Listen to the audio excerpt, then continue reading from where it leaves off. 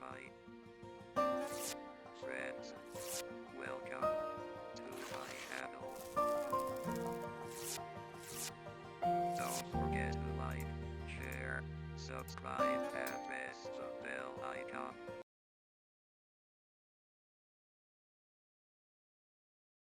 अब हाम्रो च्याप्टर 3 मा marketing information system and demand measurement भन्ने छ है। अब हामी सर्वप्रथम यो मार्केटिङ इन्फर्मेसन सिस्टम भनेको के हो त्यसको बारेमा डिस्कस गरौँ।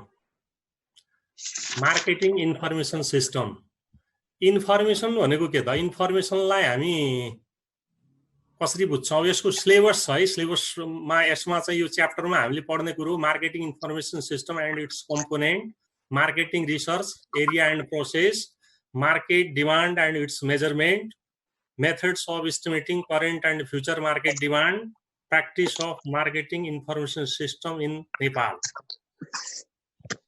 यसमा सर्वप्रथम मार्केटिङ इन्फर्मेसन सिस्टम भनेको के हो त्यो बुझ्ने प्रयास गरौँ। मार्केटिङ भनेको त थाहै छ हैन हामीलाई, यो 4 पिससित सम्बन्धित कुरो भयो मार्केटिङ भनेको। 4 पिस अथवा 7 पिस भनेर भन्नु। र इन्फर्मेसन भनेको के हो? इन्फर्मेसन, इन्फर्मेसनमा हामी डेटा भन्छौँ हैन, इन्फर्मेसन भन्छौँ, डिसिजन भन्छौँ हैन। डेटा भनेको fact and figure, whatever we receive that is data. जसो भनौँ न, आज कतिजना हामी प्रेजेन्ट छौँ? 74, 75, 77 छौँ अहिले हैन। यो एउटा डेटा भयो। हिजो कति थियौँ? मानौ 80, त्यो डेटा भयो। अस्ति कति थियौँ? 90 मानौ, डेटा भयो त्यो। र त्यो डेटालाई चाहिँ एनालाइसिस गरेर त्यसको मिन मिडियन आदि इत्यादि अब म्याथमेटिकल स्ट्याटिस्टिकल टुल्सहरू एप्लाई गरेर जुन एनालाइसिस गरेर जुन चाहिँ भनौँ न एउटा फिगर आउँछ त्यो चाहिँ के हुन्छ? इन्फर्मेसन। इन्फर्मेसन भनेको प्रोसेस्ड डाटा भनेर भन्छ। डाटालाई प्रोसेसिङ गरिसकेपछि त्यसलाई चाहिँ हामी इन्फर्मेसन भनेर भन्छौँ। र यो इन्फर्मेसन चाहिँ के को लागि आवश्यक छ त भनेपछि especially in marketing information is essential for decision making. Decision मेकिङको लागि आवश्यक हो हैन। जसो भनौँ न, अब यो डेटा इन्फर्मेसन डिसिसन मेकिङलाई हामीले भन्दाखेरि जसो भनौँ न, एउटा चाहिँ केही घटना घट्छ मानौ हैन। मानौ तपाईँ चाहिँ कुनै कुराबाट पीडित हुनुभयो, त्यसको लागि अब भनौँ न केस गर्नुहुन्छ मानौ हैन। वकिलले तपाईबाट डेटा लिन्छ, तपाईको चाहिँ भनौँ न के कसो भन्ने कुरो तपाईले चाहिँ फ्याक्ट फिगर चाहिँ वकिललाई भन्नुहुन्छ। वकिलले त्यो फ्याक्ट फिगरलाई चाहिँ कानुनसित मिलाउँछ र त्यो इन्फर्मेसन चाहिँ न्यायाधीशलाई दिन्छ, न्यायाधीशले चाहिँ डिसिसन मेकिङ गर्छ हैन। त्यस्तै किसिमको यो मार्केटिङमा पनि डेटा हामी विभिन्न सोर्सबाट पाउँछौँ। डेटा हामी मार्केटबाट पाउँछौँ, डेटा कस्टमरबाट पाउँछौँ, डेटा चाहिँ भनौँ न सप्लायरबाट, विभिन्न सोर्सबाट हामी डेटा पाउँछौँ। र त्यो डेटालाई चाहिँ हामीले प्रोसेसिङ गरेर त्यसको चाहिँ इन्फर्मेसन, त्यो डेटाबाट इन्फर्मेसन निकाल्छौँ र त्यो इन्फर्मेसनको आधारमा चाहिँ मार्केटिङ म्यानेजरले मार्केटिङ डिसिसनहरू गर्छ हैन। Marketing information system.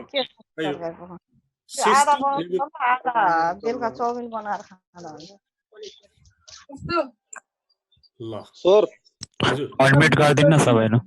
हजुर सबै म्युट गरिदिनु न, त्यहाँबाट आवाज आइरहेछ। सर अरु साउन्ड आइरहेछ।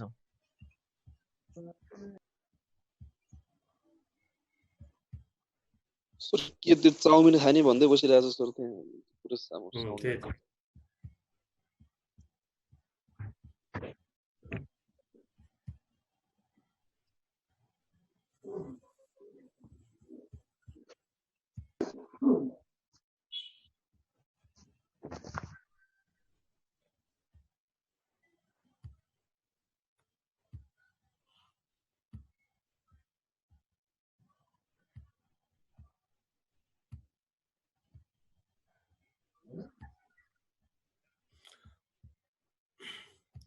ओके,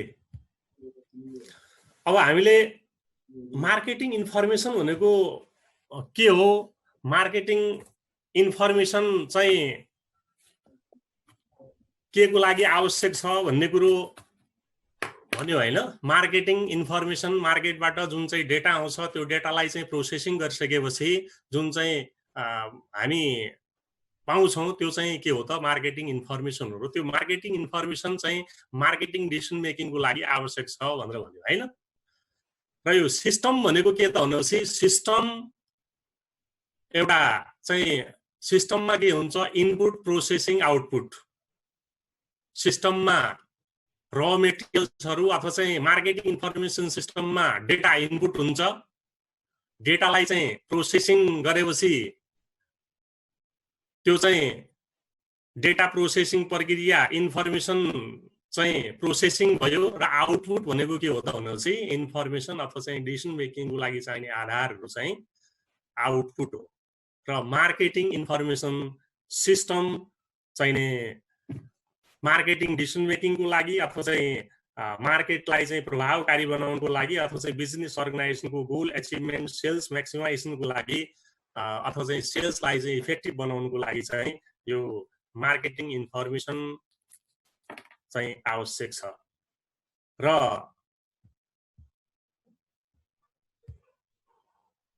हामीले मार्केटिङ इन्फर्मेसन सिस्टमलाई चाहिँ कसरी डिफाइन गरेका छौँ त भनेपछि मार्केटिङ इन्फर्मेसन सिस्टमले के कुरो, it consist of people, equipment, procedure to gather, sort, evaluate and analyse and distribute needed, timely and accurate information to making decision भनेर हामीले चाहिँ मार्केटिङ इन्फर्मेसन सिस्टमलाई चाहिँ डिफाइन गरेका छौँ। मार्केटिङ इन्फर्मेसन सिस्टममा चाहिँ के हुन्छ त भनेपछि पिपुल हुन्छ, यसमा people are needed for gathering information, analysing information, evaluating information, sorting information and to distribute information, distribute to needy. Information should be accurate and it should be supplied in time. Timely, needed and accurate information to be supplied to the marketing decision maker. हामीले information चाहिँ decision मेकिङको लागि आवश्यक हो भनेर भन्यौ र यसमा चाहिँ विभिन्न किसिमको इक्विपमेन्टहरू युज हुन सक्छ। इक्विपमेन्ट भन्दाखेरि इन्फर्मेसन ग्यादरिङको लागि चाहिने इक्विपमेन्टहरू विभिन्न किसिमको, जसो भनौँ न, हुनसक्छ सीसीटीभी क्यामेरा हुनसक्छ अथवा चाहिँ टेप रेकर्डर हुनसक्छ अथवा चाहिँ अरू किसिमको इक्विपमेन्टहरू, मेजरिङ टुल्सहरू हुनसक्छ हैन। विभिन्न किसिमको इक्विपमेन्टहरू प्रयोग हुनसक्छ, पिपुल प्रयोग भएको हुन्छ। यसमा चाहिँ प्रोसिडर हुन्छ, सर्टेन प्रोसिडर हुन्छ, इन्फर्मेसन ग्यादरिङ प्रोसिडर। यसलाई चाहिँ सर्टिङ गर्ने, सर्टिङ भन्दाखेरि whatever information we receive, that all will not be necessary for the decision making. त्यो हामीले प्राप्त गरेको इन्फर्मेसनमा सबै आवश्यक छ भन्ने जरुरी छैन। त्यसमा केही आवश्यक हुन्छ, केही अनावश्यक पनि हुन सक्छ। त्यो आवश्यक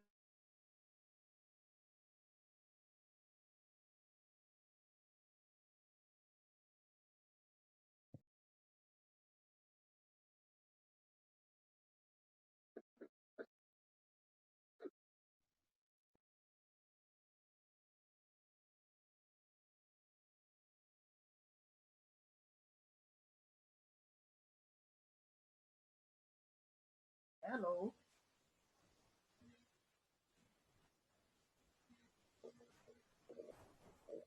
कोही सरको त केही पनि सुन्दैन त। आउने आएन त सरकोमा नेट प्रब्लम हो कि जस्तो लाग्यो। ल यो चाहिँ हामी मार्केटिङ इन्फर्मेसन सिस्टमको बारेमा कुरो गर्दै थियौँ हैन। मार्केटिङ इन्फर्मेसन सिस्टम र अब मार्केटिङ इन्फर्मेसन सिस्टम भनेको के हो, यो किन आवश्यक छ भन्ने कुरो हामी गर्दैछौँ। Importance of marketing information system. यसको इम्पोर्टेन्स के छ त भनेपछि क्लोजिङ इन्फर्मेसन ग्याप भन्दाखेरि इन्फर्मेसन ग्यापको कसको बीचमा ग्याप त भनेपछि gap between market and marketers अथवा चाहिँ मार्केट एन्ड बिजनेस। मार्केटको इन्फर्मेसन मार्केटको चाहिँ आवश्यकता निड के छ र अर्गनाइजेसन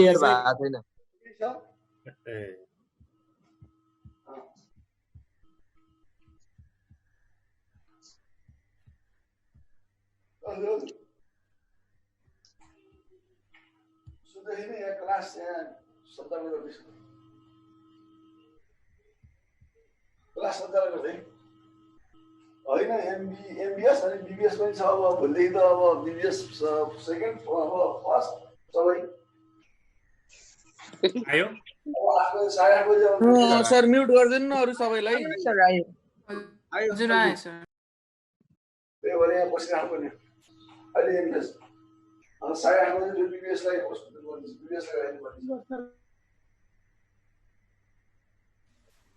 ल okay. Importance of marketing information system हामी इम्पोर्टेन्सको बारेमा कुरो गर्दै थियौँ। इम्पोर्टेन्समा पहिलो हामीले के लेखेका छौँ closing the information gap. Information ग्यापलाई चाहिँ क्लोजिङ गर्ने अथवा चाहिँ इन्फर्मेसन ग्यापलाई चाहिँ घटाउने। इन्फर्मेसन ग्याप भनेको gap between market and marketers भनेर भन्यो। मार्केटर्सले अथवा चाहिँ बिजनेसले प्रोडक्ट अथवा चाहिँ सर्भिस कसलाई डेलिभरी गर्छ त भनेपछि मार्केटलाई डेलिभरी गर्छ अथवा चाहिँ मार्केट निड डिमान्डको आधारमा चाहिँ डेलिभरी गर्छ। र मार्केटको निड एक्सपेक्टेसन के छ त्यो अनुसारको बिजनेसले प्रोडक्ट अथवा सर्भिस डेलिभरी गर्न सक्यो भने गुड्स अथवा सर्भिस डेलिभरी गर्न सक्यो भने त्यसलाई चाहिँ मार्केटमा सजिलैसँग एक्सेप्ट हुन्छ, सजिलैसँग सेल्स हुन्छ। त्यो भए हुनाले यो चाहिँ मार्केटिङ इन्फर्मेसन सिस्टमले के गर्छ त भनेपछि इन्फर्मेसन रिगार्डिङ मार्केट अथवा चाहिँ information regarding customers need and expectation will be gathered हैन। मार्केटमा कस्तो किसिमको प्रोडक्ट चाहिएको छ कस्टमरलाई भन्ने कुरो आइडेन्टिफाई गर्नु र त्यही अनुसारको बिजनेसले एक्टिभिटीहरू गर्नु नै के हो त क्लोजिङ इन्फर्मेसन ग्याप। मार्केट र मार्केटरको बीचको इन्फर्मेसन अथवा चाहिँ भनौँ न एक्सपेक्टेसन अथवा चाहिँ एक्टिभिटिजलाई चाहिँ म्याचिङ गर्ने प्रक्रिया हो यो क्लोजिङ द इन्फर्मेसन ग्याप भनेको। अर्को चाहिँ want creation and delivery. Want creation demand creation in the market. अब भनौँ न यो चाहिँ इन्फर्मेसनको आधारमा मार्केट इन्फर्मेसनको आधारमा मार्केटमा कस्टमरलाई चाहिँ के कस्तो किसिमको आवश्यकता छ, के कस्तो किसिमको गुड्स अथवा सर्भिस आवश्यक छ र कस्तो किसिमको च्यानलबाट अथवा चाहिँ कसरी मार्केटमा इन्फर्मेसन पुर्याउँदाखेरि अथवा चाहिँ कसरी मार्केटमा इन्फर्मेसन जाँदाखेरि त्यो सजिलैसँग कस्टमरसँग पुग्छ र कस्टमरमा डिमान्ड क्रिएसन हुन्छ भन्ने कुरो थाहा पाउनु पनि आवश्यक छ हैन। जसो भनौँ न हामीले खेलौना सेल्स गर्ने हो भने त्यो खेलौनाको विज्ञापन चाहिँ कुन माध्यमबाट दिनु पर्ला त? कार्टुन च्यानल मानौ हैन, किनभने बच्चाहरूले हेर्ने भनेको कार्टुन नै हो। अथवा चाहिँ भनौँ न जुन माध्यम चाहिँ अथवा चाहिँ जुन मिडियम अफ कम्युनिकेसन टार्गेट ग्रुपले चाहिँ युज गर्छ त्यसको माध्यमबाट हामीले चाहिँ इन्फर्मेसन दिन सक्यो भने त्यसले के गर्छ त डिमान्ड क्रिएसन गराउँछ। डिमान्ड क्रिएसनको लागि चाहिँ इन्फर्मेसन दिने demand creation and delivery. Demand creation र डेलिभरीको लागि पनि के छ त भनेपछि यो मार्केटिङ इन्फर्मेसन आवश्यक छ। र नन प्राइस कम्पिटिसन। यो चाहिँ नन प्राइस कम्पिटिसन भने के त? प्राइस कम्पिटिसन भनेको प्राइस नै तलमाथि गर्ने हैन। प्राइस भनेको प्राइस र कस्ट फरक कुरो हो हैन। कस्ट भनेको अब भनौँ न लागत भयो, प्राइस भनेको मूल्य भयो हैन। Cost plus profit equal to price हुन्छ हैन। र प्राइस कम्पिटिसन भनेको प्राइसलाई नै तलमाथि गर्ने। एउटाले 200 मा सेल्स गर्न खोजिरहेछ भने अर्कोले चाहिँ 190 मा सेल्स गर्न खोज्नु भनेको त्यो चाहिँ प्राइस कम्पिटिसन हो। प्राइस कम्पिटिसन चाहिँ बिजनेसको लागि घातक हुन्छ, कस्टमरको लागि राम्रो भए पनि बिजनेसको लागि घातक हुन्छ। त्यो भए हुनाले बिजनेसले के गर्छ त भनेपछि नन प्राइस कम्पिटिसन गर्छ। नन प्राइस कम्पिटिसन भनेको के त भनेपछि competition in service, competition in performance, competition in quality, competition in information, let's say, हैन? यो चाहिँ विज्ञापन बढी गर्ने अथवा कम गर्ने, विज्ञापनमा कम्पिटिसन, अथवा चाहिँ क्वालिटीमा कम्पिटिसन, अथवा चाहिँ सर्भिस डेलिभरी सिस्टममा कम्पिटिसन, अथवा चाहिँ अरू कुरा नन प्राइस कम्पिटिसन। र नन प्राइस कम्पिटिसनको लागि मार्केटिङ इन्फर्मेसन सिस्टम किन आवश्यक छ? मार्केटमा अथवा चाहिँ कस्टमरको एक्सपेक्टेसन के छ, कस्टमरले चाहिँ कस्तो किसिमको रुचि राखेको हुन्छ, कस्तो किसिमको चाहिँ भनौँ न कस्तो किसिमले इन्फर्मेसन दिँदाखेरि अथवा चाहिँ कस्तो किसिमको प्रोडक्ट फिचरहरू एड गर्दाखेरि अथवा चाहिँ कस्तो किसिमको सर्भिस फ्यासिलिटीहरू एड गर्दाखेरि कस्टमरहरू आकर्षित हुन्छन् भन्ने कुरो थाहा पाउनको लागि मार्केटिङ इन्फर्मेसन सिस्टम आवश्यक छ। र यसले चाहिँ के गर्छ त भनेपछि नन प्राइस कम्पिटिसनमा सहयोग गराउँछ। अर्को चाहिँ environmental monitoring and scanning. Environmental monitoring, environment भनेको surrounding whatever we see around us, that is environment. यसलाई चाहिँ मोनिटरिङ गर्नु पर्यो, किनभने business activities should be according to environmental situation. Environmental situation कस्तो छ त्यही किसिमको बिजनेस एक्टिभिटीहरू हुनु पर्यो, हैन? हामी इन्भाइरोमेन्टल सिचुएसन चेन्ज हुन्छ र त्यो चेन्ज भएको इन्भाइरोमेन्टल सिचुएसन अनुसार आफूलाई चाहिँ फेभरेबल चाहिँ सिचुएसन खोज्नु नै के हो त इन्भाइरोमेन्टल एडप्टेसन हो, हैन? जसो भनौँ न अहिलेको चाहिँ लकडाउनको अवस्था छ। लकडाउनमा अब भनौँ न विभिन्न बिजनेसहरू बन्द छन् र यस्तो लकडाउनको अवस्थामा पनि आफूलाई चाहिँ फेभरेबल सिचुएसन कसरी हुनसक्छ अथवा चाहिँ बिजनेसलाई कसरी मोडिफाई गर्न सकिन्छ भनेर चाहिँ खोज्नु नै के हो त इन्भाइरोमेन्टल एडप्टेसन हो, हैन? इन्भाइरोमेन्ट अनकन्ट्रोलेबल हुन्छ र त्यो अनकन्ट्रोलेबल सिचुएसनमा इन्भाइरोमेन्टल सिचुएसन अनुसारको आफूले चाहिँ बिजनेस एक्टिभिटिजहरू गर्न खोज्नु नै के हो त इन्भाइरोमेन्टल एडप्टेसन। र इन्भाइरोमेन्टल एडप्टेसनको लागि के त भनेपछि इन्भाइरोमेन्टल मोनिटरिङ आवश्यक छ। मोनिटरिङ भनेको के त माइक्रो अब्जर्भेसन। इन्भाइरोमेन्ट चाहिँ कसरी चेन्ज भइरहेछ एकदम सूक्ष्म तरिकाले हेर्नु। मार्केटमा कम्पिटिसन कसरी चेन्ज भइरहेछ, मार्केटमा पोलिटिकल सिचुएसन कसरी भइरहेछ, इन्भाइरोमेन्टल सिचुएसन अथवा चाहिँ फिजिकल इन्भाइरोमेन्टल सिचुएसन कसरी चेन्ज भइरहेछ, अथवा चाहिँ मार्केटमा कस्तो किसिमको नयाँ किसिमको रुल्स रेगुलेसन आउँदैछ, अथवा चाहिँ मार्केटमा कम्पिटिटरले के कस्तो स्ट्राटेजी डेभलप गर्दैछ, अथवा चाहिँ मार्केटमा भनौँ न कस्टमरको निड एक्सपेक्टेसन अथवा चाहिँ कस्टमरको साइकोलोजी पर्सेप्सन एटिट्युड कसरी चेन्ज भइरहेछ।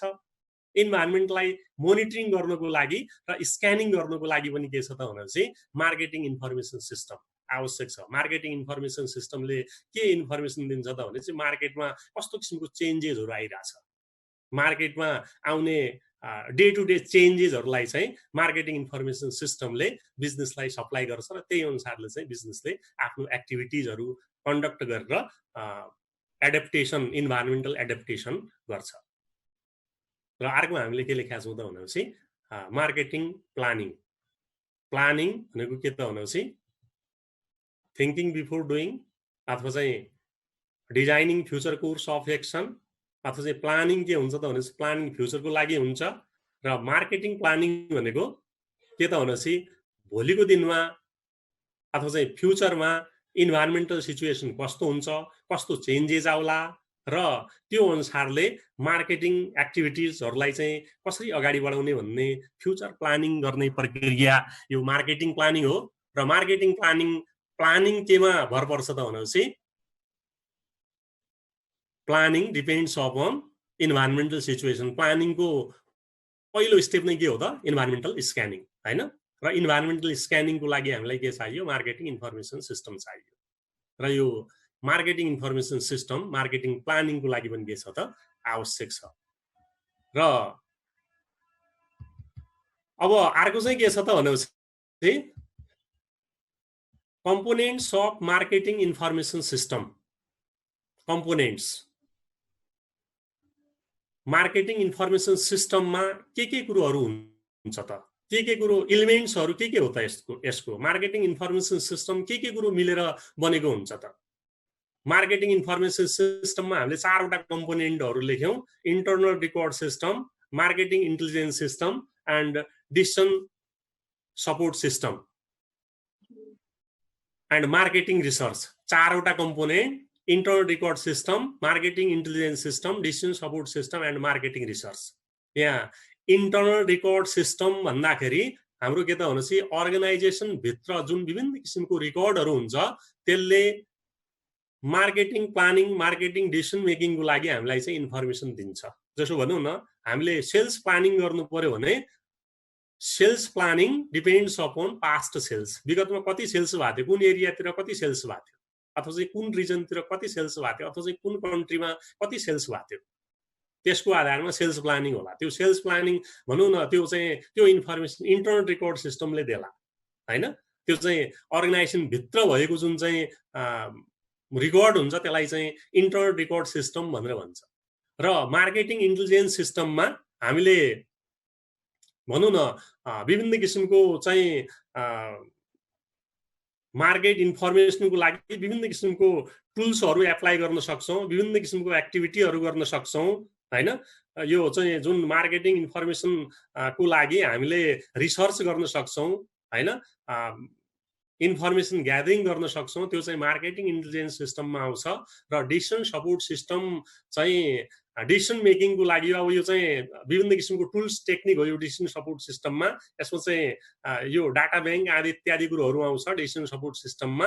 र मार्केटिङ रिसर्च भनेको अब यो रिसर्चमा के त भनेपछि information gathering, processing, analysing and reporting भन्ने कुरो मार्केटिङ रिसर्चमा आउँछ। र यो चाहिँ हाम्रो यो चाहिँ internal record system. Internal record सिस्टममा के कुरो इन्क्लुड भएको छ त भनेपछि customer report and complain, customer report and complain. Customer report भन्दाखेरि कस्टमरसित सम्बन्धित हामीले जुन चाहिँ रिकर्डहरू बनाएको हुन्छ, रिकर्डहरू राखेको हुन्छ, त्यो चाहिँ कस्टमर रिपोर्ट हो, कस्टमर रिकर्ड हैन। अथवा चाहिँ भनौँ न कस्टमरसित कुन कस्टमर अथवा चाहिँ कस्तो किसिमको कस्टमरले, इन्डस्ट्रियल कस्टमर अथवा चाहिँ भनौँ न पर्टिकुलर रिजनको कस्टमर अथवा चाहिँ पर्टिकुलर कन्ट्रीको कस्टमरले कस्तो किसिमको डिमान्ड गर्छ अथवा चाहिँ कति डिमान्ड गर्छ, कति पर्चेज गर्छ, कस्टमरसित सम्बन्धित जुन चाहिँ रिकर्डहरू हुन्छ त्यसले पनि मार्केटिङ डिसिजन मेकिङको लागि महत्त्वपूर्ण भूमिका खेलेको हुन्छ। र कस्टमरको कम्प्लेनहरू, कस्टमरले भनौँ न आफूलाई चित्त बुझेको नबुझेको कुरो कम्प्लेन गर्न सक्छ, अथवा चाहिँ कस्टमरले विभिन्न किसिमको सुझावहरू दिन सक्छ। र त्यो सुझावलाई पनि बिजनेस अर्गनाइजेसनले के गरेको हुन्छ त भनेपछि रिकर्डेड गरेको हुन्छ। र त्यो कस्टमरको सुझावको आधारमा अथवा चाहिँ कस्टमरको भनौँ न कम्प्लेनको आधारमा भनौँ न फ्युचरमा गएर प्रोडक्टलाई चाहिँ मोडिफाई गर्ने, कस्टमरको त्यो चाहिँ कम्प्लेनहरू हटाउने किसिमले प्रोडक्टलाई मोडिफाई गर्ने, सर्भिसलाई मोडिफाई गर्ने, त्यसको लागि चाहिँ कस्टमर रिपोर्ट एन्ड कम्प्लेन भन्ने कुरो यो चाहिँ केमा आयो त भनेपछि इन्टरनल रिकर्ड सिस्टममा जुन चाहिँ अर्गनाइजेसन भित्रै हुन्छ। र अर्को चाहिँ सेल्स रिपोर्ट छ। सेल्स रिपोर्ट भनेको के त भनेपछि बिक्रीसित सम्बन्धित रिकर्ड नै हो यो पनि हैन। कुन ठाउँमा कति सेल्स भयो अथवा चाहिँ कुन दिनमा कति सेल्स भयो, कुन सिजनमा कति सेल्स भयो, त्यसको आधारमा हामी सेल्स प्लानिङ गर्न सक्छौँ। सेल्ससित सम्बन्धित रिकर्ड, र त्यो रिकर्ड पनि कहाँ हुन्छ त भनेपछि सेल्स डिपार्टमेन्ट अथवा चाहिँ मार्केटिङ डिपार्टमेन्टमा हुन्छ, त्यो अर्गनाइजेसन भित्रै हुन्छ। र अर्को चाहिँ फाइनान्सियल रिपोर्ट। फाइनान्सियल रिपोर्ट भनेपछि अब भनौँ न फाइनान्सियल स्टेटमेन्टहरू, अर्गनाइजेसनको फाइनान्सियल स्टेटमेन्ट के कस्तो छ, फाइनान्सियल स्टेटमेन्टमा अब भनौँ न अर्गनाइजेसनको पुँजीको अवस्था कस्तो छ, भोलि गएर मार्केटमा नयाँ प्रोडक्ट लन्च गर्नु पर्यो अथवा चाहिँ पुँजी बढाउनु पर्यो अथवा चाहिँ नयाँ नयाँ भनौँ न सर्भिसहरू दिनु पर्यो कस्टमरलाई, अथवा चाहिँ नयाँ किसिमले चाहिँ मार्केटिङ एक्टिभिटी गर्नुको लागि चाहिँ पर्याप्त पुँजी छ अथवा छैन भन्ने कुरो चाहिँ हाम्रो फाइनान्सियल रिपोर्टले दिन्छ। र अर्को चाहिँ अर्डर रेकर्ड भनेर लेखेका छौँ हामीले। अर्डर रेकर्ड भनेको कस्टमरले गर्ने अर्डर हो, अर्डरको प्रक्रिया चाहिँ कस्तो हुन्छ, अर्डर डेलिभरी हामीले चाहिँ कसरी गरेको हुन्छ, विगतको आधारमा फ्युचर प्लानिङ गरिने हुनाले यो अर्डरसित सम्बन्धित रिकर्डहरू पनि मार्केटिङ प्लानिङको लागि महत्त्वपूर्ण हुन्छ। त्यसलाई चाहिँ हामी अर्डर रिकर्ड भनेर भन्छौँ। र अर्को चाहिँ इन्भोइसहरू, इन्भोइस चाहिँ कस्टमरहरूलाई दिने बिल आदि इत्यादिको रिकर्ड हो र यो पनि मार्केटिङ प्लानिङ डिसिजन मेकिङको लागि चाहिँ आवश्यक हुन्छ। र अर्को चाहिँ के छ त भनेपछि मार्केटिङ रिसर्च रिपोर्ट।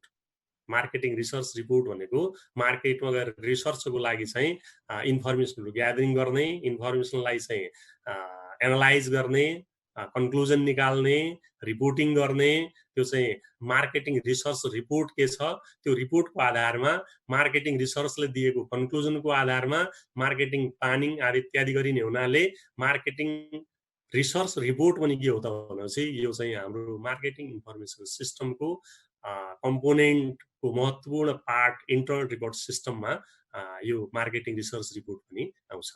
र अर्को हामीले के छ त भनेपछि मार्केटिङ इन्टेलिजेन्स सिस्टम दोस्रो कम्पोनेन्ट। पहिलो कम्पोनेन्ट हाम्रो चाहिँ इन्टरनल रिकर्ड सिस्टम भयो र दोस्रो component marketing intelligence system. Marketing intelligence सिस्टममा चाहिँ हामीले के भनेका थियौँ त भनेपछि मार्केट इन्फर्मेसनहरू ग्यादरिङ गर्ने। मार्केट इन्फर्मेसन ग्यादरिङको लागि हामीसँग formal source for gathering information and informal source for gathering information, formal र इन्फर्मल सोर्स दुइटै हुनसक्छ। फर्मल सोर्समा के त भनेपछि हामीले इन्टरमिडिएरिजहरू भनेर लेखेका छौँ, sales force, marketing information centre, vacancy announcement, private agency, specialist expert आदि इत्यादि लेखेका छौँ हैन। Formal source for gathering marketing information, marketing intelligence system. Marketing intelligence system भनेको जासुसी प्रणाली भनेर भनौँ न हैन। हामीले मार्केटबाट इन्फर्मेसन कसरी ल्याउने, मार्केटबाट इन्फर्मेसन ल्याउनुको लागि हामी विभिन्न वेहरू अपनाउन सक्छौँ। हामी फर्मल सोर्सबाट पनि इन्फर्मेसन ल्याउन सक्छौँ, इन्फर्मल सोर्सबाट पनि इन्फर्मेसनहरू ग्यादरिङ गर्न सक्छौँ। फर्मल सोर्समा इन्टरमिडिएरिजहरू भनेर भन्यो। इन्टरमिडिएरिज भनेका को त भनेपछि whoever will be involved between manufacturer and consumer, they all are intermediaries भनेपछि होलसेलर, रिटेलर यिनीहरू के भए इन्टरमिडिएरिजहरू भए। डिलर, जबर हैन, सबै इन्टरमिडिएरिजहरू भए। र इन्टरमिडिएरिजबाट हामी कस्तो किसिमको इन्फर्मेसन ल्याउँछौँ त?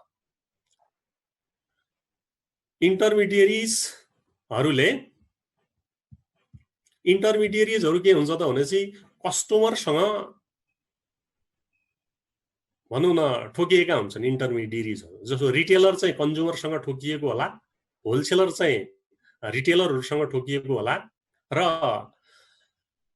इन्टरमिडिएरिजहरूले के कस्तो किसिमको इन्फर्मेसन ल्याउँछन् त भनेपछि मार्केट सिचुएसन के कस्तो छ, वास्तविक मार्केट सिचुएसन चाहिँ वास्तवमा इन्टरमिडिएरिजहरूलाई थाहा हुन्छ। जसो भनौँ न कस्टमर सेटिस्फाइड छ अथवा डिससेटिस्फाइड छ भन्ने कुरो रिटेलरले थाहा पाउँछ। किनभने रिटेलरबाट कस्टमरले पर्चेज गर्छ र प्रोडक्टबाट सेटिस्फाइड छ भने रिटेलरलाई थ्याङ्क्स भन्छ कन्ज्युमरले, र प्रोडक्टबाट सेटिस्फाइड भएन भने कम्प्लेन गर्छ रिटेलरलाई। र मार्केटको सिचुएसन, कस्टमरको एक्सपेक्टेसन, कस्टमरको साइकोलोजी इन्टरमिडिएरिज अथवा चाहिँ रिटेलरलाई थाहा हुन्छ। र रिटेलरलाई त्यो कुरो कहाँ कन्भे गर्छ त भनेपछि होलसेलर जहाँबाट उसले चाहिँ प्रोडक्ट पर्चेज गरेको हो त्यहाँ कन्भे गर्छ।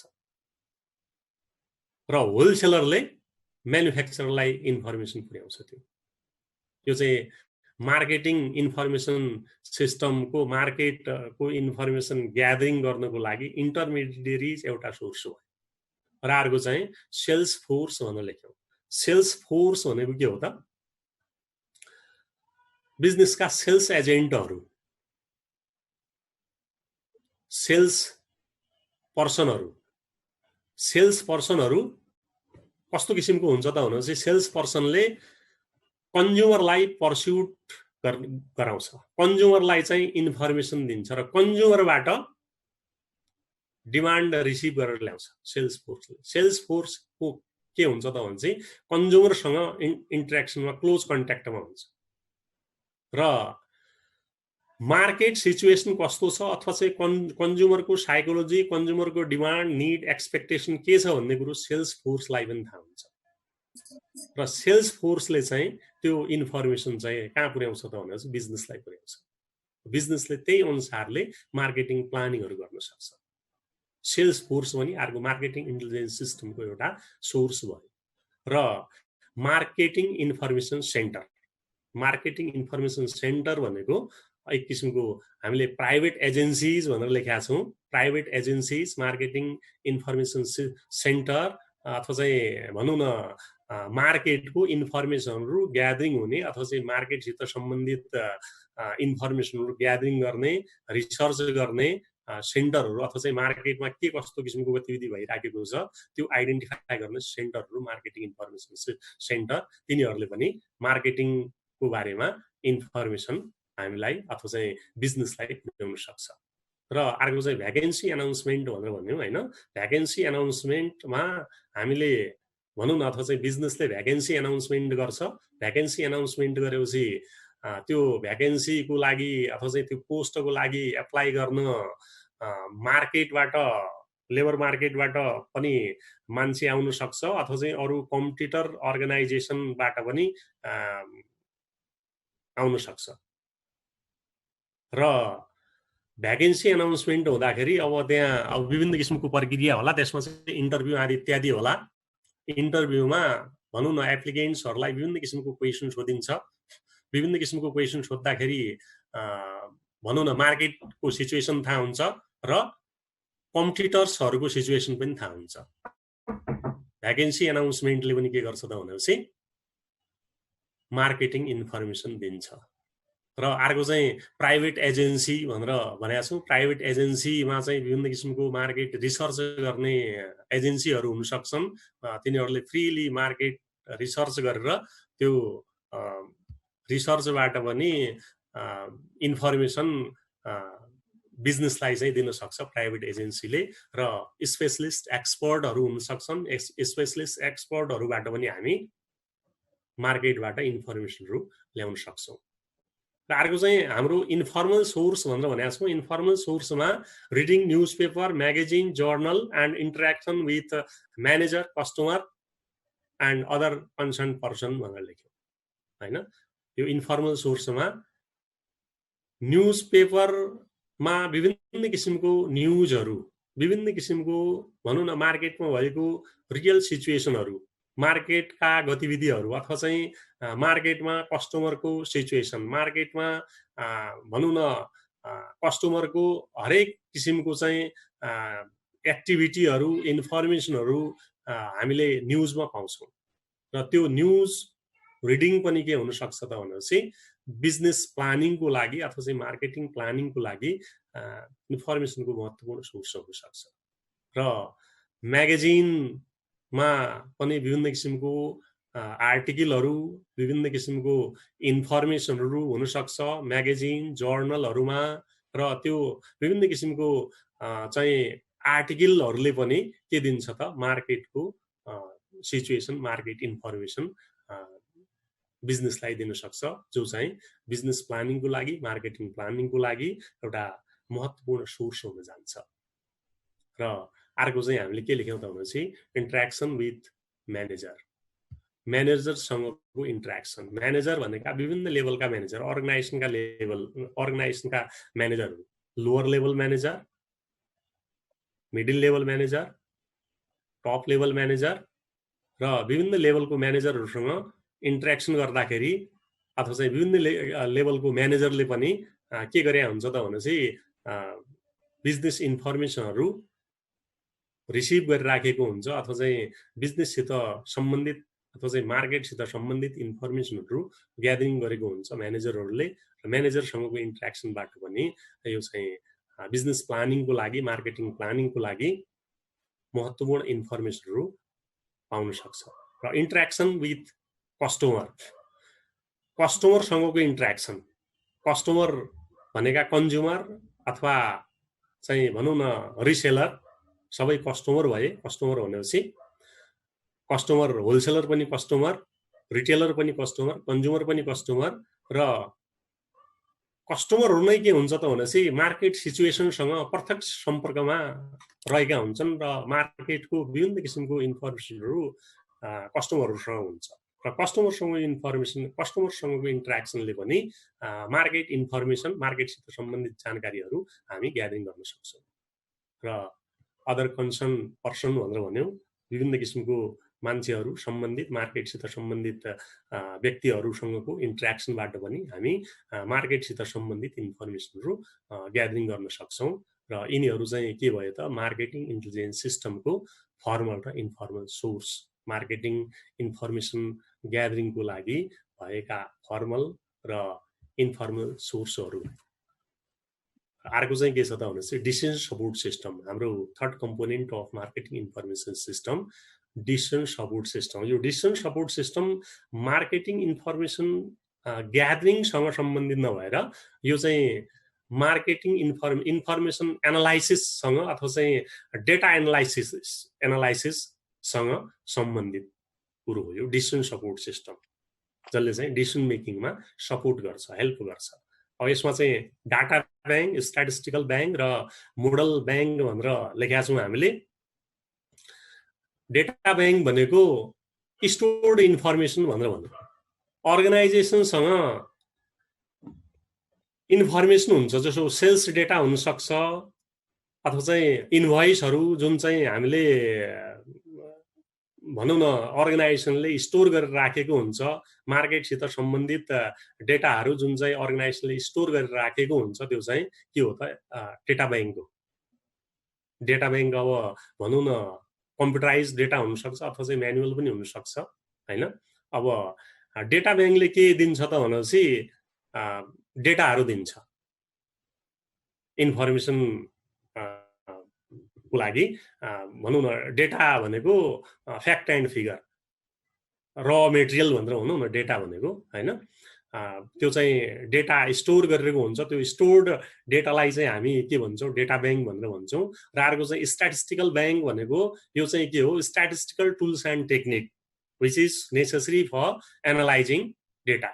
डेटा एनालाइसिसको लागि आवश्यक statistical tools technique, mean median अथवा चाहिँ भनौँ न विभिन्न किसिमको स्ट्याटिस्टिकल फर्मुलाहरू, स्ट्याटिस्टिकल भनौँ न फर्मेटहरू, यो चाहिँ स्ट्याटिस्टिकल ब्याङ्क हो। यो स्ट्याटिस्टिकल ब्याङ्कले के गर्छ त भनेपछि डेटा एनालाइसिसमा सहयोग पुर्याउँछ। डेटा एनालाइसिस स्ट्याटिस्टिकल टुल्स टेक्निकको सहयोगले एनालाइसिस हुन्छ। र अर्को चाहिँ मोडल ब्याङ्क। मोडल ब्याङ्क भनेको यो के त भनेपछि अब मोडल भनेको के त भनेपछि यो सिचुएसनलाई चाहिँ म्याचिङ गर्ने, कस्तो सिचुएसनमा कस्तो किसिमको डिसिसन गरिएको थियो भन्ने एउटा चाहिँ मोडल भनौँ न विगतको एउटा चाहिँ एक्सपिरियन्स भनौँ अथवा चाहिँ भनौँ न यो अब हामीले मोडल ब्याङ्कको विभिन्न इक्जाम्पलहरू यो मार्कको मोडल आदि इत्यादि लेखेका छौँ होइन, सेल्स रिपोर्ट मोडल आदि इत्यादि लेखेका छौँ होइन। यो के त भनेपछि कस्तो सिचुएसनमा कस्तो किसिमको डिसिसन मेकिङ गर्ने भन्ने चाहिँ यो मोडलहरू हो। यो चाहिँ मोडललाई different managerial model and computer program that consist of various models to facilitate decision making भनेर डिसिसन मेकिङको लागि फेसिलिटेट गर्नुको लागि विभिन्न किसिमको मोडलहरू, त्यो मोडलसँग सिचुएसनलाई म्याच गराएर डिसिसन मेकिङ गर्ने प्रक्रिया चाहिँ यो के भयो त मोडल ब्याङ्क भयो। र अर्को चाहिँ हाम्रो के छ marketing research system. Marketing research सिस्टमले के दिन्छ त भनेपछि मार्केट इन्फर्मेसनको लागि महत्त्वपूर्ण भनौँ न इन्फर्मेसनहरू दिन्छ मार्केटिङ रिसर्च सिस्टमले। अब मार्केटिङ रिसर्च सिस्टममा यो मार्केटिङ रिसर्चको प्रोसेसलाई चाहिँ हामीले फलो गरेर जुन चाहिँ इन्फर्मेसन ग्यादरिङ गर्ने, त्यसलाई चाहिँ एनालाइसिस गर्ने रिपोर्टिङ गर्ने आदि इत्यादि जुन हुन्छ त्यसलाई चाहिँ हामी मार्केटिङ रिसर्च सिस्टम भनेर भन्छौँ हैन। Systematic designing, collection, analysis and reporting of data and finding relevant to specific marketing situation facing the company भनेर हामीले चाहिँ यो मार्केटिङ रिसर्च सिस्टमलाई चाहिँ डिफाइन गरेका छौँ। मार्केटिङ रिसर्च सिस्टमले के गर्छ त भनेपछि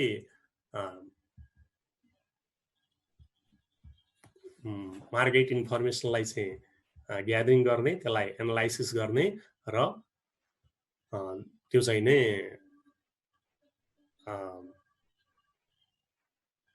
आवश्यक इन्फर्मेसनलाई चाहिँ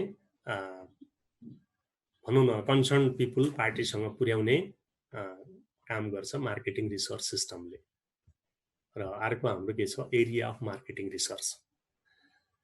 अब एरिया अफ मार्केटिङ रिसर्च भनेपछि यो यसको स्कोप अथवा एरिया भनेर भनौँ हैन। मार्केटिङ रिसर्च केमा गर्नु आवश्यक छ त? मार्केटिङ रिसर्चमा हामीले पहिलो कुरो मार्केट रिसर्च भनेर भन्यो। मार्केट रिसर्चले के गर्छ त भनेपछि मार्केटको सिचुएसनलाई चाहिँ देखाउँछ। मार्केटमा के कस्तो किसिमको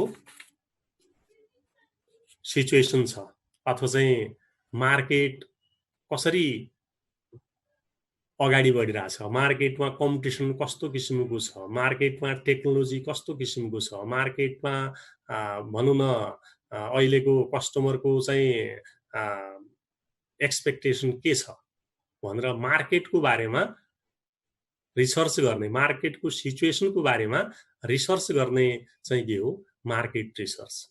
मार्केट कस्तो छ, मार्केटमा कस्तो किसिमको कम्पिटिसन छ, मार्केटमा कस्तो किसिमको टेक्नोलोजी युज भइराखेको छ र मार्केटमा कस्तो किसिमको कस्टमरहरू छ, कस्टमरको एक्सपेक्टेसन के छ भनेर मार्केटको बारेमा रिसर्च गर्ने चाहिँ के हो त यो मार्केट रिसर्च। र अर्को चाहिँ के छ त भनेपछि प्रोडक्ट रिसर्च। प्रोडक्ट रिसर्चमा प्रोडक्ट फिचरहरू अथवा चाहिँ प्रोडक्टले कस्टमरलाई चाहिँ सेटिस्फेक्सन गर्न सकेको नसकेको अवस्था र कस्टमरको डिमान्ड के छ, कस्टमरको एक्सपेक्टेसन के छ र त्यो एक्सपेक्टेसन अनुसारको प्रोडक्टसँग फिचर छ अथवा छैन, अथवा चाहिँ प्रोडक्टमा कस्तो किसिमको फिचरहरू एड गर्दाखेरि कस्टमरलाई मोर सेटिस्फेक्सन हुन्छ भनेर यो प्रोडक्टको बारेमा प्रोडक्ट र भनौँ न कस्टमर निडलाई चाहिँ म्याच गराउनुको लागि गरिने रिसर्च चाहिँ के हो त यो प्रोडक्ट रिसर्च हो। प्रोडक्टमा गरिने प्रोडक्टको फिचर, प्रोडक्टको चाहिँ भनौँ न प्रोडक्टले कस्टमरलाई दिन सक्ने सेटिस्फेक्सन डिससेटिस्फेक्सन आदि इत्यादिको कुरोमा गरिने रिसर्च चाहिँ प्रोडक्टको रिसर्च हो। प्रोडक्ट रिसर्च मार्केट यो एरिया अफ मार्केटिङ रिसर्चमा पहिलो एरिया चाहिँ मार्केट भयो, दोस्रो एरिया चाहिँ प्रोडक्ट भयो, अर्को चाहिँ सेल्स रिसर्च भनेर लेखेका छौँ हामीले। सेल्स रिसर्च भनेपछि यो चाहिँ भनौँ न सेल्सको लागि गरिने विभिन्न किसिमको एक्टिभिटिजहरू अथवा चाहिँ सेल्सको सिचुएसन कस्तो छ, सेल्स इन्क्रिजिङ डिक्रिजिङ अथवा चाहिँ सेल्स इफेक्टिभ छ अथवा छैन भनेर सेल्ससित सम्बन्धित जुन चाहिँ रिसर्च हुन्छ यो चाहिँ सेल्स एरिया भयो। एरिया अफ मार्केटिङ रिसर्चमा सेल्स एउटा एरिया भयो। र अर्को चाहिँ एडभर्टाइजिङ रिसर्च। र यो एडभर्टाइजिङ मार्केटिङको लागि चाहिँ के त भनेपछि एउटा टुल्स अफ डिमान्ड क्रिएसन भनेर भनौँ। एडभर्टाइजिङले डिमान्ड क्रिएट गर्छ कस्टमरमा र एडभर्टाइजिङ कस्तो किसिमको छ, मार्केटमा कम्पनीको एडभर्टाइजिङ इफेक्टिभ छ अथवा छैन र एडभर्टाइजिङले मार्केटमा डिमान्ड क्रिएसन गर्न सकेको छ अथवा छैन र एडभर्टाइजिङ मिडिया कस्टमर अनुसारको छ अथवा छैन, अथवा कस्टमरको त्यो मिडिया कस्टमरको एसेसमा छ अथवा छैन, अथवा चाहिँ टार्गेट ग्रुप अफ कस्टमरको हो र त्यो टार्गेट ग्रुप अफ कस्टमरसँग कस्तो किसिमको मिडिया एडभर्टाइजिङको लागि कस्तो किसिमको मिडिया आवश्यक छ भनेर एडभर्टाइजिङ रिसर्च गरिन्छ।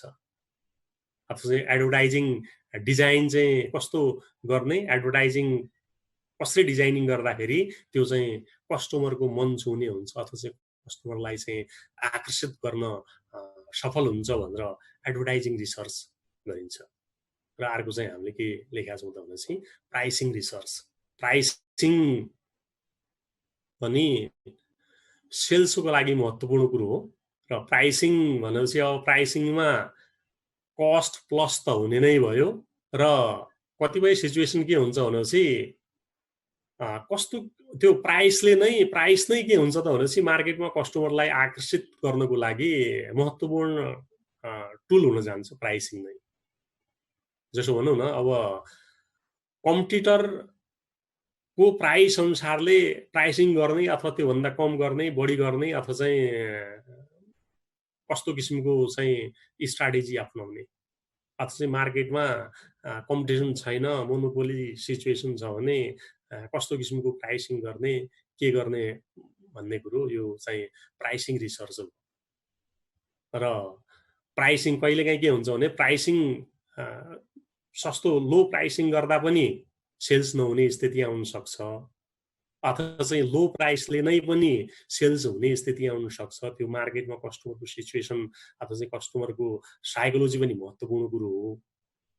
यो चाहिँ लो प्राइस राख्दाखेरि के हुन्छ त भने चाहिँ कस्टमरले लो प्राइस लो क्वालिटी भनेर सोच्न सक्छ अथवा चाहिँ हाई प्राइस राख्दाखेरि हाई प्राइसले चाहिँ कस्टमरले अफोर्ड गर्न नसक्ने स्थिति आउन सक्छ।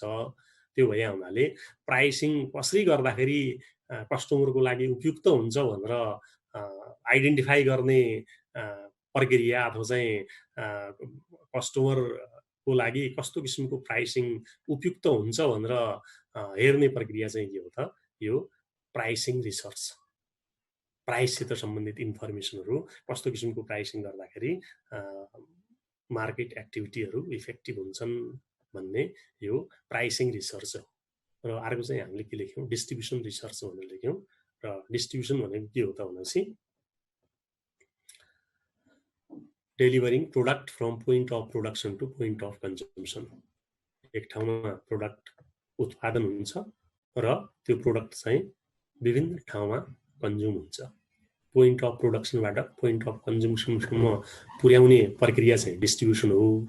र डिस्ट्रिब्युसन नभइकन प्रोडक्ट सेल्स हुँदैन किनभने कस्टमरले चाहिँ अहिले के खोज्छ त भनेपछि जुन प्रोडक्ट सजिलैसँग उपलब्ध हुन्छ आफ्नो चाहिँ घर छेउमा जुन प्रोडक्ट उपलब्ध हुन्छ त्यही प्रोडक्टलाई चाहिँ पर्चेज गर्छ।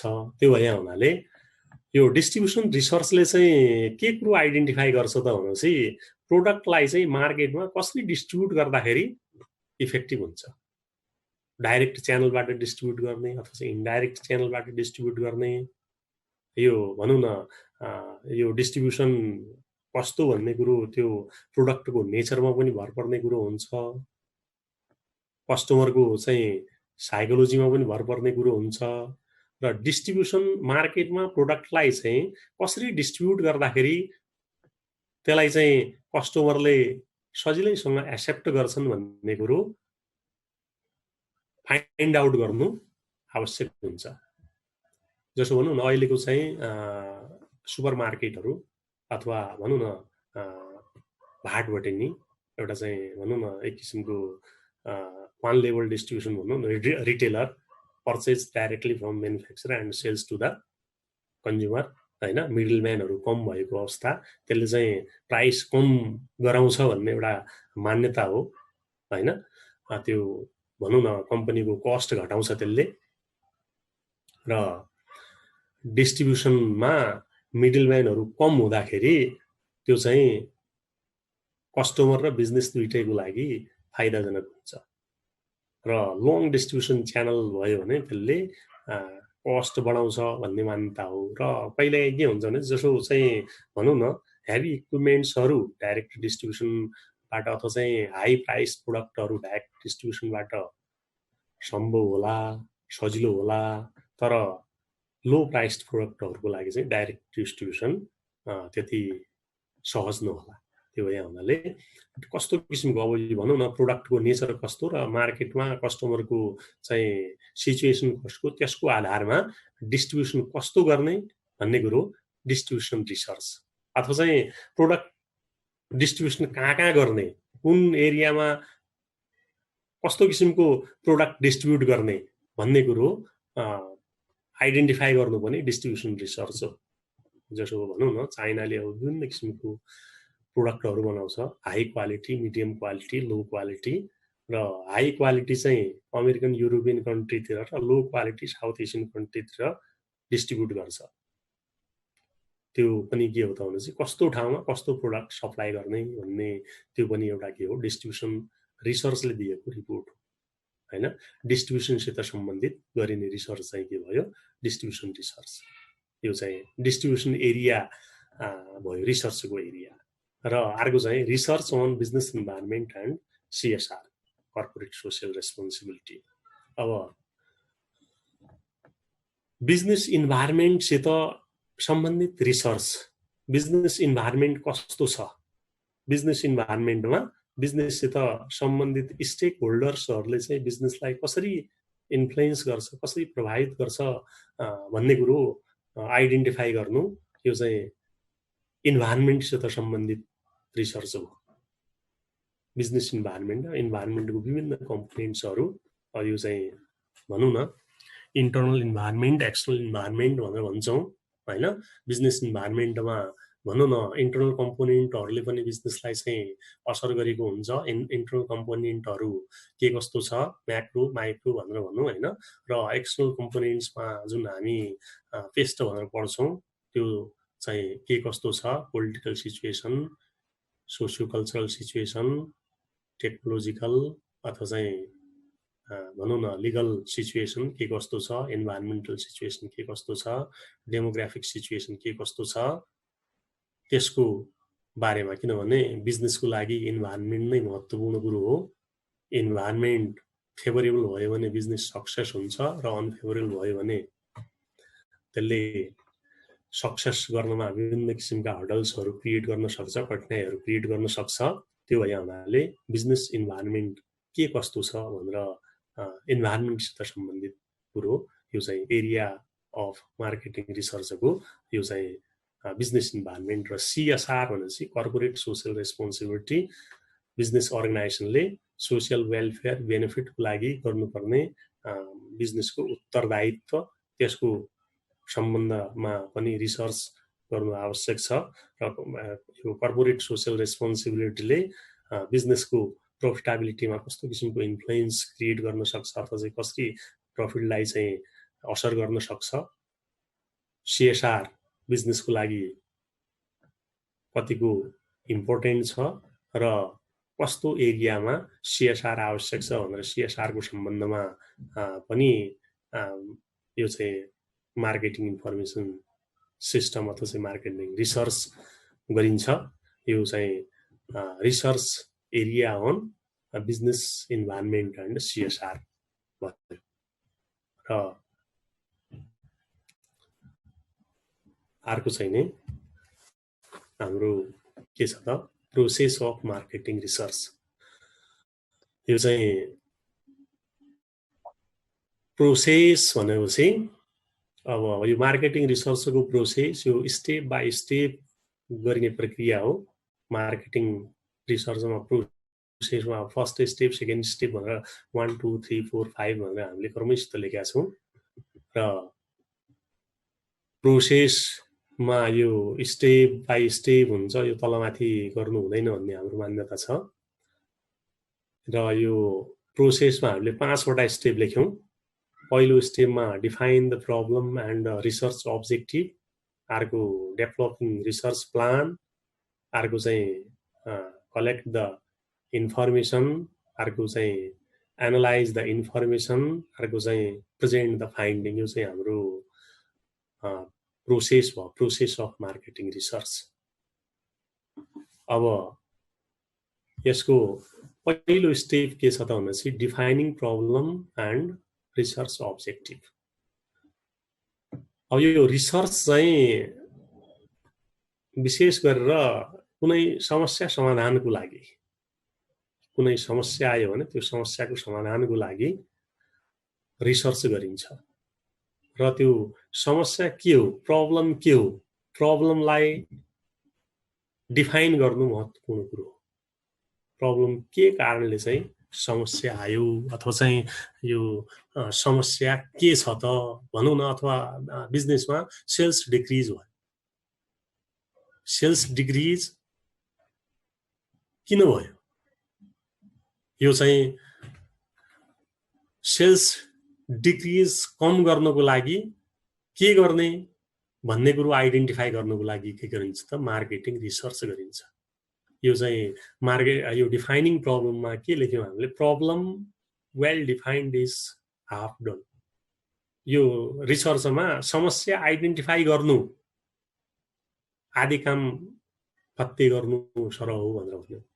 जस्तो भनौँ न, हामी बिरामी हुन्छौँ कहिलेकाहीँ, डक्टर कहाँ जान्छौँ र डक्टरले हामीले डक्टर कहाँ जाने बित्तिकै डक्टरले हाम्रो समस्या ठ्याक्क थाहा पाउनुभयो भने त सजिलैसँग उपचार हुन्छ।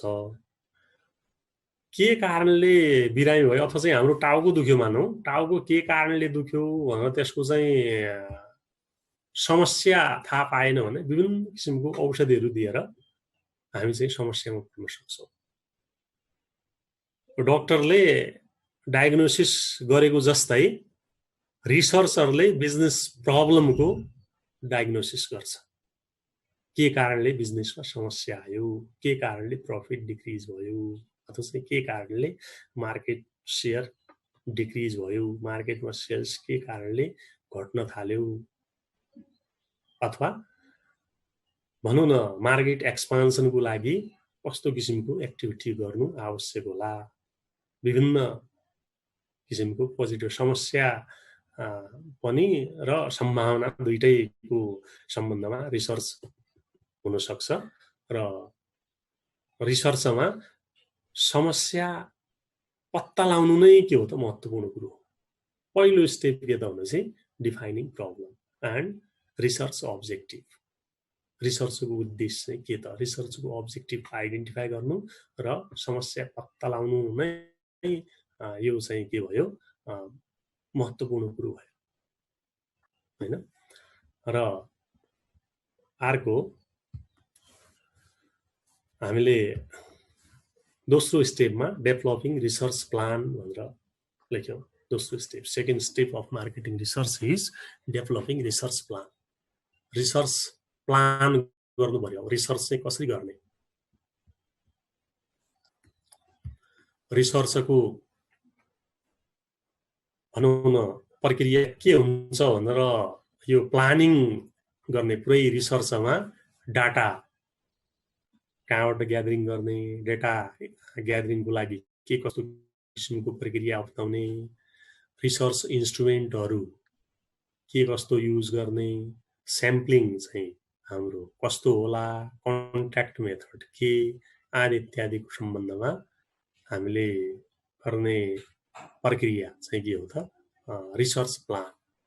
र यो चाहिँ सोर्स अफ डेटा, डेटाको सोर्स चाहिँ के हो? प्राइमरी सोर्स हो अथवा चाहिँ सेकेन्डरी सोर्स हो।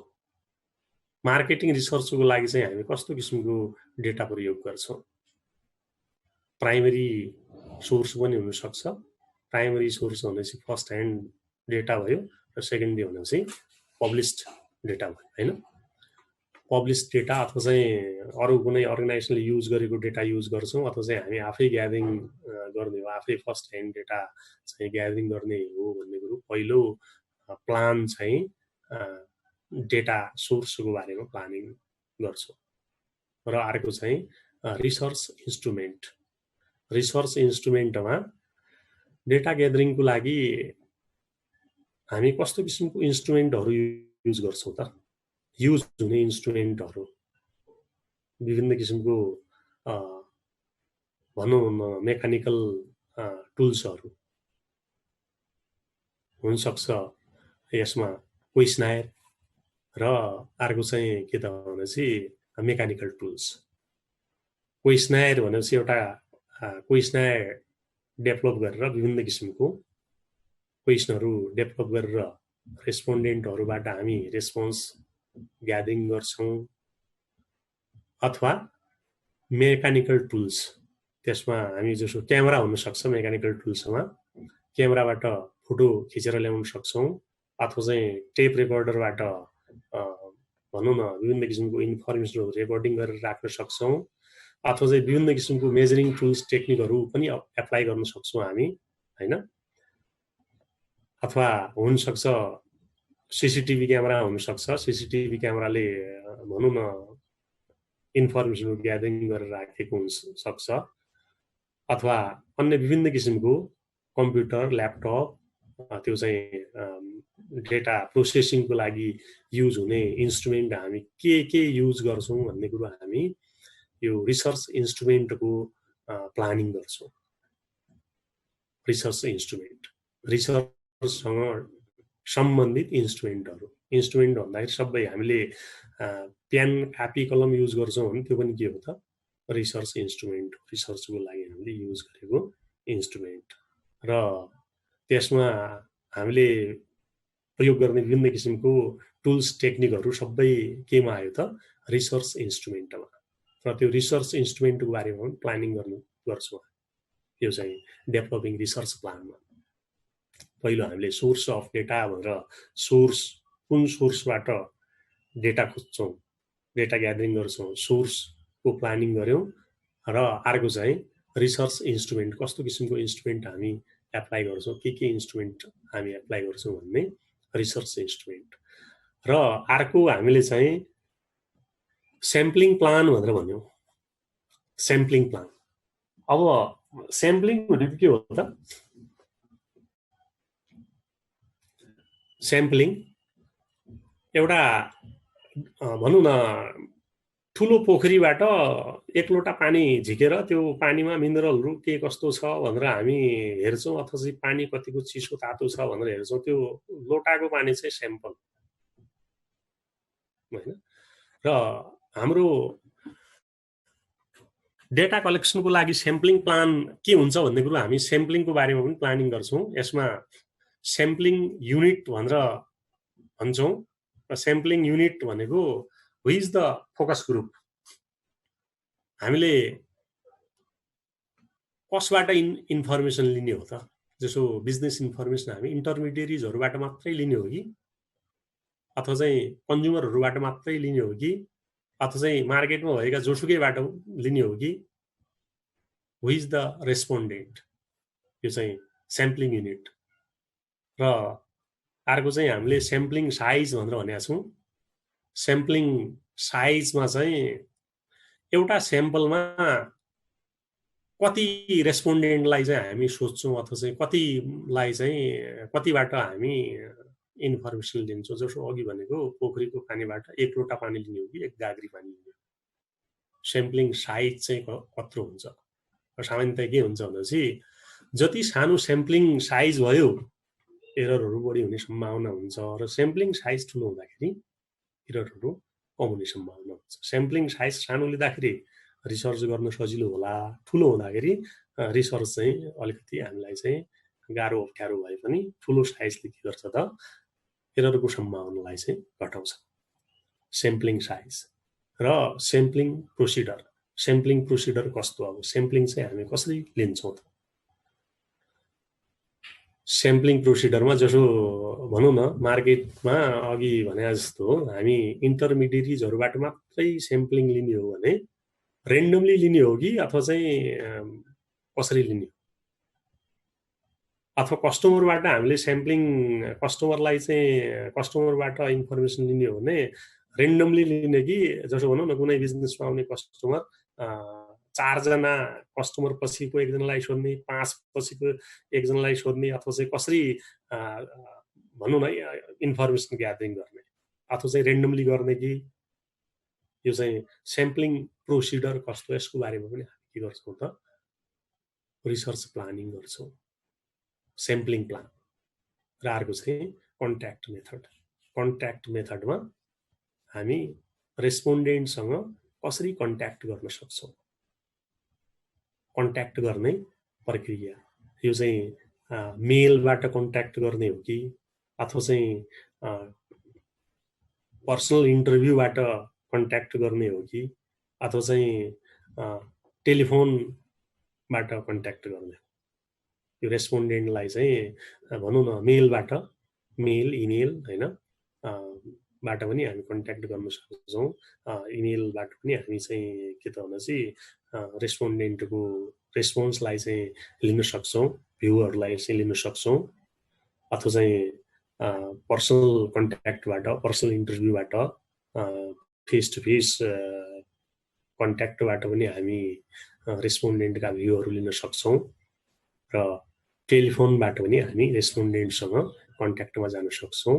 यो चाहिँ कन्ट्याक्ट मेथड के हुने भन्ने कुरो यो चाहिँ कन्ट्याक्ट मेथडमा प्लानिङ डेभलपिङ रिसर्च प्लान गरिसकेपछि अर्को स्टेप चाहिँ के छ त भनेपछि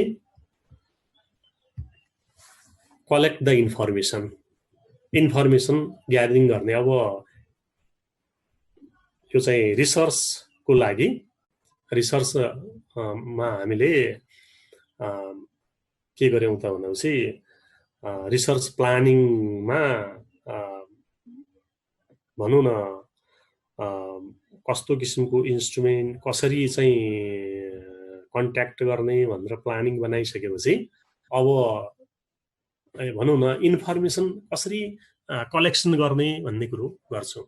इन्फर्मेसन कलेक्सन गर्नुपर्ने त्यसपछिको प्लानिङलाई चाहिँ इम्प्लिमेन्टेसन स्टेजमा ल्याउँछौँ। हामी प्लानिङलाई चाहिँ इम्प्लिमेन्टेसन गर्छौँ र इन्फर्मेसन कलेक्सनमा विभिन्न किसिमको समस्याहरू भनेर भनेका छौँ हामीले। विभिन्न किसिमको समस्याहरू हुनसक्छ। डिफिकल्ट टु मिट रेस्पोन्डेन्टलाई चाहिँ भेट्न गाह्रो हुनसक्छ हैन। रेस्पोन्डेन्ट चाहिँ अब भनेको ठाउँमा उपलब्ध नहुन सक्छ हैन।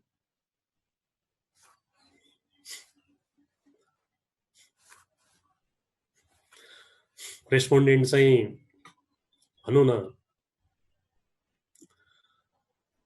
भनेको ठाउँमा उपलब्ध नहुन सक्ने अथवा चाहिँ भनेको समयमा उपलब्ध नहुन सक्ने, आफूले चाहेको समयमा उपलब्ध नहुन सक्ने रेस्पोन्डेन्टलाई चाहिँ विभिन्न किसिमको चाहिँ भनौँ न आफ्नो व्यस्तताले गर्दाखेरि भेट हुन गाह्रो एउटा समस्या त्यो हो इन्फर्मेसन कलेक्सनको लागि। र अर्को चाहिँ respondent will refuse to communicate. रेस्पोन्डेन्टले इन्फर्मेसन नदिन सक्छ, दिन नचाहने हुन सक्छ, इन्फर्मेसनहरू नभन्न सक्छ। जसो भनौँ न हामीले कुनै चाहिँ व्यक्तिलाई कुनै क्वेसन सोद्धाखेरि उसले इन्फर्मेसन दिनु नि सक्छ नदिनु नि सक्छ, म बोल्दैन म इन्ट्रेक्सन गर्दैन भनेर भन्न सक्छ। सबैले हामीसँग अथवा चाहिँ सबैले हामीले सोधेको क्वेसनको जवाब दिन्छन् भन्ने जरुरी छैन। कम्युनिकेसन गर्न नचाहने अर्को समस्या भयो। र अर्को चाहिँ बायस्ड आन्सर भनेर लेखेका छौँ। बायस्ड आन्सर यो चाहिँ रेस्पोन्डेन्टले रियल आन्सर नदिकन बायस्ड भएर आन्सर दिन सक्छ। हामीले सोधेको क्वेसनको जवाब चाहिँ वास्तविक नदिकन भनौँ न आफ्नो फेभरमा हुने किसिमले चाहिँ आन्सर दिन सक्छ। र अर्को चाहिँ डिसअनेस्ट आन्सर भनेर लेख्यौँ। डिसअनेस्ट आन्सर भनेपछि सही नदिकन उल्टो पाल्टो आन्सर पनि दिन सक्छ रेस्पोन्डेन्टले। यी चाहिँ समस्याहरू भए। यी समस्याहरूको बावजुद पनि हामीले के त भनेपछि अब हाम्रो प्लानिङ के कस्तो छ त्यो प्लानिङ अनुसारले हामीले इन्फर्मेसन ग्यादरिङ गर्नुपर्ने हुन्छ। हाम्रो चाहिँ भनौँ न हामीले कस्तो किसिमको सोर्स अफ डेटा चाहिँ के हो, यो चाहिँ इन्स्ट्रुमेन्ट के कस्तो युज गरेका छौँ, स्याम्पलिङ प्लान, कन्ट्याक्ट मेथड के छ, यी सबैलाई चाहिँ एप्लाई गरेर हामीले इन्फर्मेसन ग्यादरिङ गर्नुपर्ने हुन्छ। र यहाँ चाहिँ जुन हामीले चाहिँ विभिन्न किसिमको समस्याहरू भनेर भन्यौँ, समस्या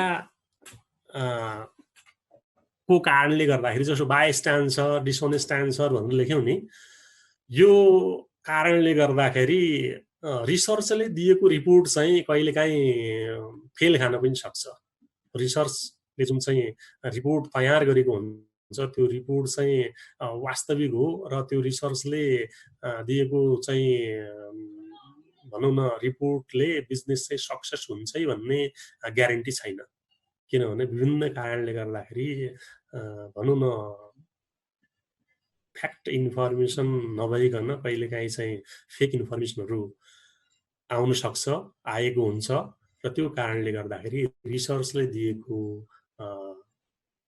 भनौँ न जुन इन्फर्मेसन हुन्छ, रिसर्चले दिएको जुन चाहिँ रिपोर्टिङ हुन्छ, त्यो रिपोर्टिङ चाहिँ कहिलेकाहीँ गलत हुन सक्छ, त्यसले काम नगर्न पनि सक्छ।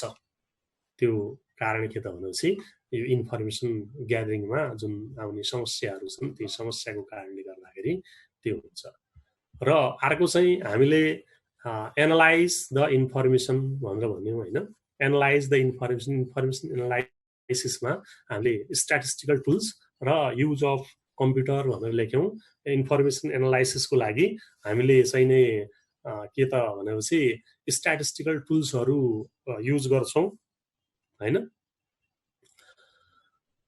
अब जुन चाहिँ डेटा हामीले कलेक्सन गरेको हुन्छ, त्यो डेटालाई चाहिँ एनालाइसिस गर्नको लागि स्ट्याटिस्टिकल टुल्स चाहिन्छ। स्ट्याटिस्टिकल टुल्सले गर्दाखेरि त्यसबाट कन्क्लुजन आउँछ। जसो भनौँ न, सिस्टम भनेर भन्छौँ, सिस्टममा इनपुट प्रोसेसिङ आउटपुट भन्छौँ। अब यो चाहिँ एनालाइसिस भनेको प्रोसेसिङ भयो होइन। यो डाटा चाहिँ यसमा डाटा इनपुट हुने भयो र डाटा इनपुट भइसकेपछि स्ट्याटिस्टिकल टुल्सले चाहिँ के गर्छ, यो डाटालाई चाहिँ एनालाइसिस गरेर इन्फर्मेसन आउटपुटको रूपमा इन्फर्मेसन दिन्छ। र यो स्ट्याटिस्टिकल टुल्समा विभिन्न किसिमको भनौँ न mean, median, standard deviation, correlation, regression आदि इत्यादिको जुन चाहिँ स्ट्याटिस्टिकल टुल्स छ, त्यो टुल्सको सहायताले हामी डेटालाई चाहिँ एनालाइसिस गर्छौँ। र यसमा युज अफ कम्प्युटर, अब कम्प्युटरले भनौँ न एउटा क्यालकुलेटर पनि कम्प्युटर हो होइन। कम्प्युटरको सहायताले के त भनेपछि डेटा एनालाइसिसलाई चाहिँ सजिलो बनाउँछ। डेटा एनालाइसिसलाई चाहिँ सजिलो बनाउनुको लागि, एक्युरेट रिजल्टको लागि चाहिँ हामी कम्प्युटर युज गर्छौँ। कम्प्युटर युज गरेर हामी के गर्छौँ त भनेपछि डेटा एनालाइसिस गर्छौँ। र यो चाहिँ अब मार्केटिङ रिसर्चको लास्ट स्टेप के हो त भनेपछि फाइन्डिङ। यो चाहिँ हामीले डाटा एनालाइसिस गरिसकेपछि त्यो एनालाइसिसबाट फाइन्डिङ चाहिँ के भयो त, यो चाहिँ डेटा एनालाइसिसको कन्क्लुजन चाहिँ फाइन्डिङ हो। र त्यो फाइन्डिङ के को लागि आवश्यक छ त भनेपछि डिसिसन मेकिङको लागि भनेर भनेको थियो होइन। डिसिसन मेकिङ गर्ने व्यक्तिको हो अथवा चाहिँ कन्सर्न पर्सनको हो, त्यसलाई चाहिँ हामीले इन्फर्मेसन दिनुपर्ने हुन्छ। फाइन्डिङ आइसकेपछि त्यो फाइन्डिङलाई चाहिँ present the major finding to concern party भनेर भनेका छौँ फाइन्डिङमा होइन। यो फाइन्डिङलाई चाहिँ कन्सर्न पार्टीसँग पुर्याउने प्रक्रिया हाम्रो चाहिँ फाइन्डिङमा हामी यो कन्सर्न पार्टीलाई चाहिँ त्यो कन्क्लुजन हामी दिन्छौँ। र त्यो कन्क्लुजन अथवा चाहिँ रिसर्चको फाइन्डिङबाट कन्सर्न पार्टीले के गर्छ, डिसिसन मेकिङ गर्छ। डिसिसन मेकिङको लागि यो चाहिँ मार्केटिङ रिसर्च चाहिँ हामीले गरेको हुन्छ। अब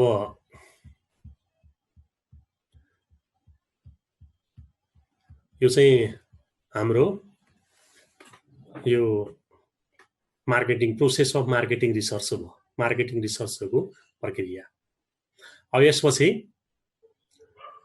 डिमान्ड मेजरमेन्ट भन्ने छ।